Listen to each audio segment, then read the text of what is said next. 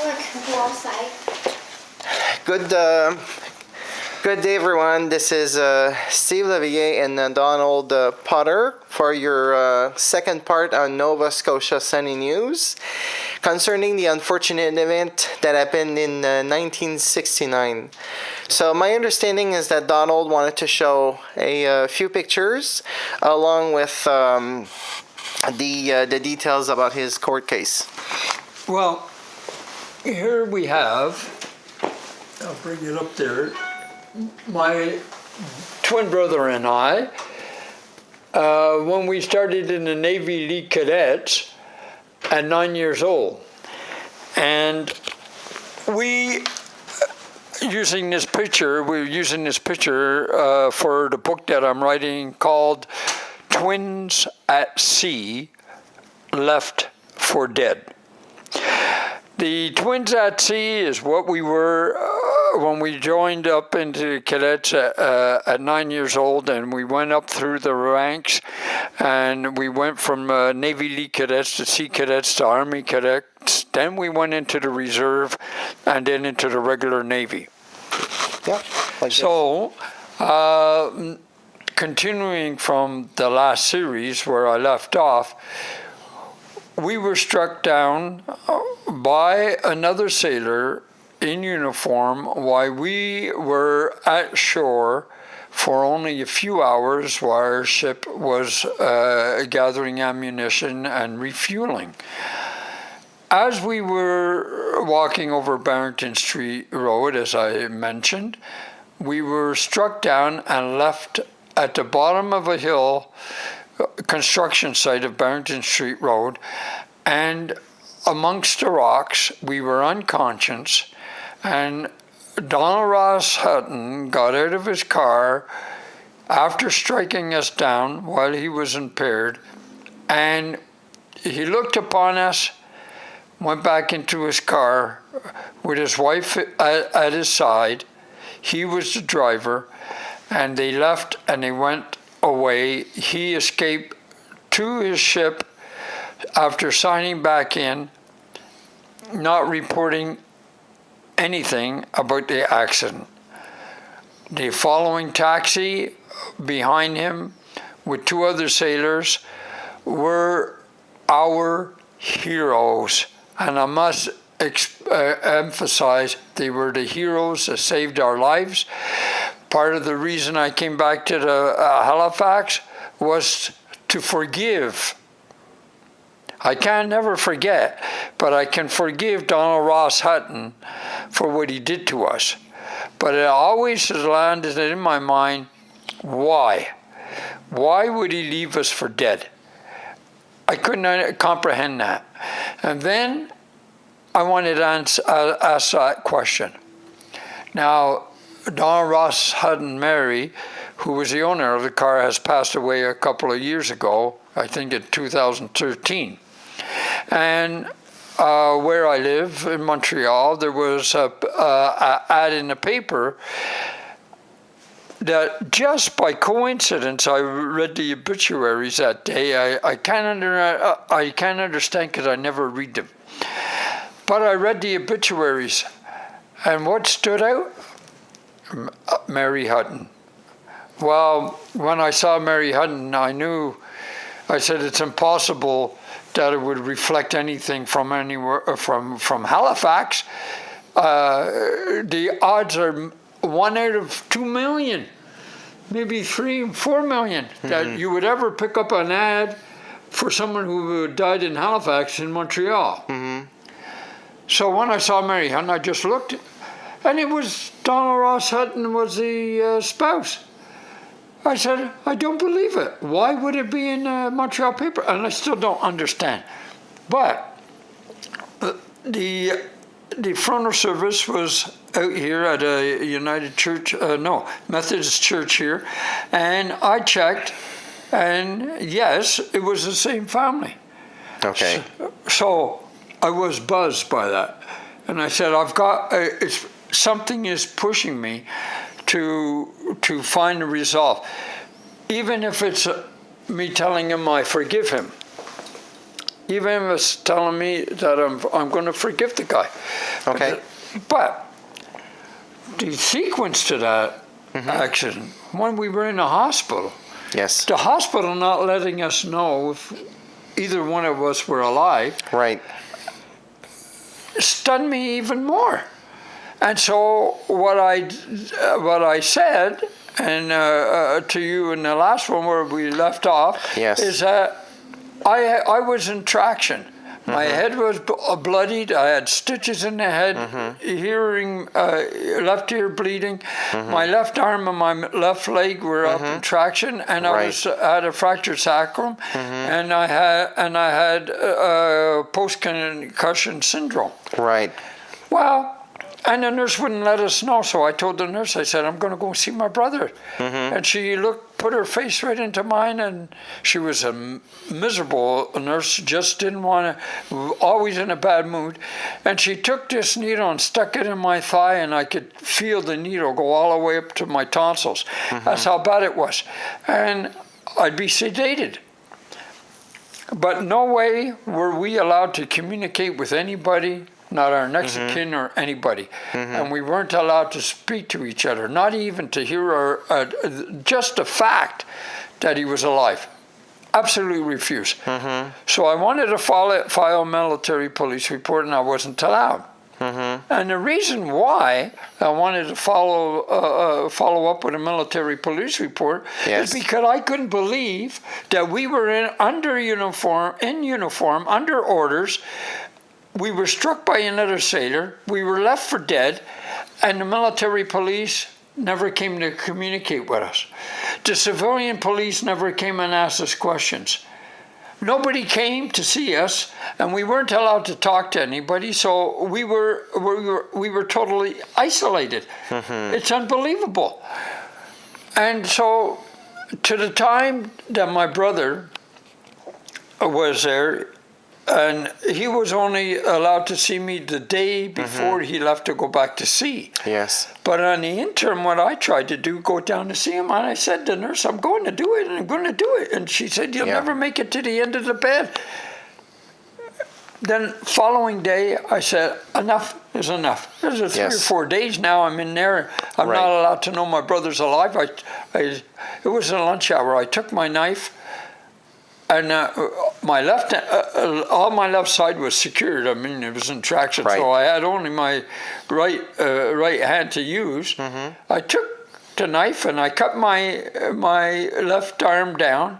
And you know, when your arm is in traction, your leg is in traction, you might want to control it, but it's the weight that's going to control your arm. My luck, it hit the bar on the side of the bed, and I could feel the pain go right up to my head. And then I did the same thing with my leg, and my leg, again, it hit the toes hit the end of the bar that goes up, the safety bar that's up. Again, and then all of a sudden, I feel the full weight of my leg and my arm down. I crawled to the side of the bed, and I said, I'm going to go. Guys that were behind me in the beds, because it was an open ward, said, don't go down, you're not going to make it. Potter, you're not going to make it. I said, I was in the Army before I was in the Navy, and I dragged myself through the trenches with the Armored Corps, with the Tank Corps, Hussars, and everything else. I said, I'm going to make it. I'm going to go get my brother. So I dragged myself over to the wall, and I was right on the opposite wall of the wall were the elevators. So I said, I'm going to make it. No way I'm not going to make it. I don't want to know if my brother's alive. Right. So I dragged myself along the floor, my ear bleeding and everything, just a total mess. And the guys wouldn't believe it. I got to the wall. I must have been the first Spider-Man, that was ever invented.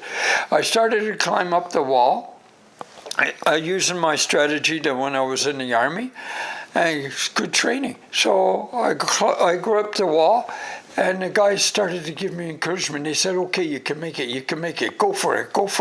I had tears in my eyes. Because I couldn't believe the support that I was getting from the other guys now. I made it to the wall. And now they're encouraging me. So my adrenaline, and I guess I was only working on adrenaline, got me to the other side of the wall, and I saw the elevator.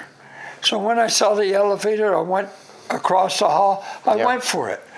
And I was almost there, and the damn elevator door closes, and I'm afraid that woman, that mean nurse, is going to catch me again. And I said, I got to go to the other side, so I go to the other side.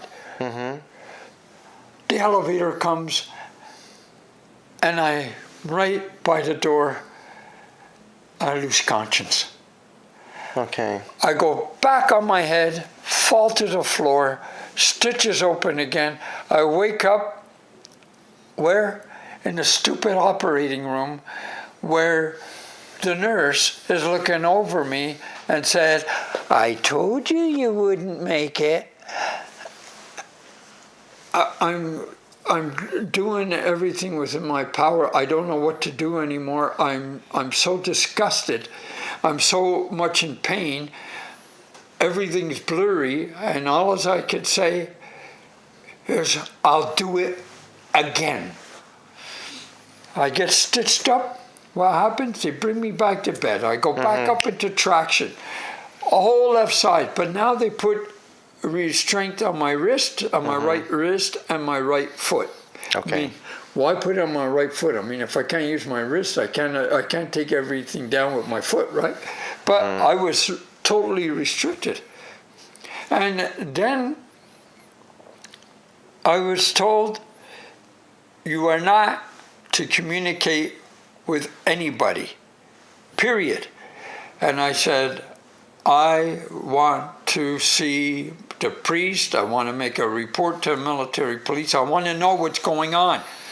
I want to know if my brother's alive, and I don't care if I live. I don't care if I die, because if you're not letting me speak to my brother, I presume he's dead. So I want to die too. And there was no question about hesitating on whether I wanted to live or die. If he wasn't alive, I didn't want to live. Yes, I understand. So where it goes from there is that I was supposed to be hospitalized for 30 days. Right. By orders in the documents that I have here, which I'll show you after, for 30 days. With a 14-day leave for sick leave after I'm reassessed, and I go on 14 days sick leave, and then I'm reassessed again, and then I go to see if I'm fit. What did they do? They let me go home. They keep me in the hospital for only 6 days. They send my brother back to sea on the 5th day, and before he goes, he said, I'm not going to go to sea unless you let me see my brother. So while I'm sedated, they let him come and see me, but they keep me sedated so we cannot communicate, we cannot talk. So he sees that I'm alive, they send him to sea. They tell him and reassure him, as per the documents I have here, that I'll be okay. All these are documented. He goes to sea. My 30 days hospitalization is cut to 6. One more day than him, so we don't communicate, and he's gone. Then they send me home. I sleep on a train. I can't sit on a train. I don't have a sleeper in the train. So I have to take the Halifax train from to Halifax to Montreal, and the conductor that was there puts me in a men's washroom, laying on a straight bench for the whole 18 hours that I'm going home, because I don't have any money enough to pay for a sleeper. So I'm watching the men go to the washroom, pulling their strides down and up and down, and the only thing I could do is watch them go to the washroom for the whole 18 hours that I get to Montreal. Then the same thing coming back. When my leave is cut from 14 days to 11 days, And then from 11 days to 10 days, cutting my leave, punishment, wanted me to get out of my parents' house, back to sea, so we couldn't coordinate anything with the authorities. They sent me to sea. I get back, the 6 days leave, right back to sea on the HMCS Marguerite. I get onto Marguerite, and the documents here says that while I was on the HMCS Marguerite, that I was dizzy. I had headaches. I was vomiting. I was not able to keep my balance, and that's by the Surgeon General February 10th. And February 10th, I'm at sea. He says I'm no condition. And then on page 2 of the same document, they say that I have post-trauma syndrome, and that I should be followed up for at least 6 months.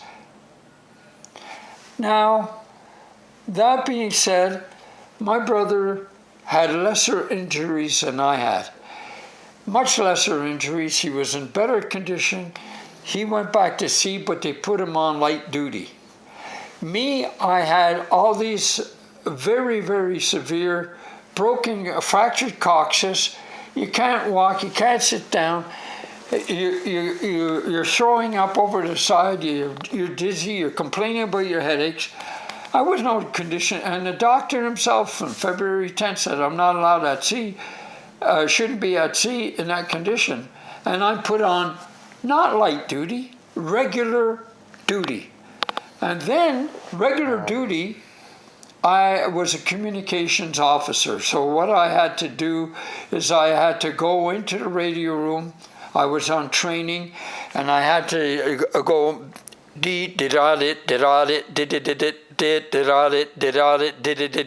Morse code, which is coming through the radio on my headsets. But at the same time, you have this sound, plus the dotted and the Morse code. It's excruciating when it's high or low pitched, so I wasn't able to do my course. So they threw me out onto the deck and punished me with a damn scraper with other people that were using scraper to scrape the deck, the metal deck, while the ship was moving through the ocean when I couldn't even keep my balance. So I was being punished because I said I wanted to file a report against the medical administration. They did not want us to communicate whatsoever with the police, with the media. And they were on damage control because what would happen, ask yourself this, what would happen if it leaked out to the media that a sailor was drunk and his family was a prominent member of a society, that a drunken sailor had struck 2 other sailors in uniform on duty and left them for dead? It would have been a fiasco. All kinds of questions asked. But my question is, why weren't the military police doing what they should have done at the time? I can definitely understand that this is a very heavy-duty case. And I'm glad that we had the chance to do the second part. It is definitely very disappointing and with a lot of empathy towards you. We will definitely continue, and we definitely hope for the best. It is definitely a very sad case. But thank you very much for being with us, and we will definitely continue. Thank you. Thank you.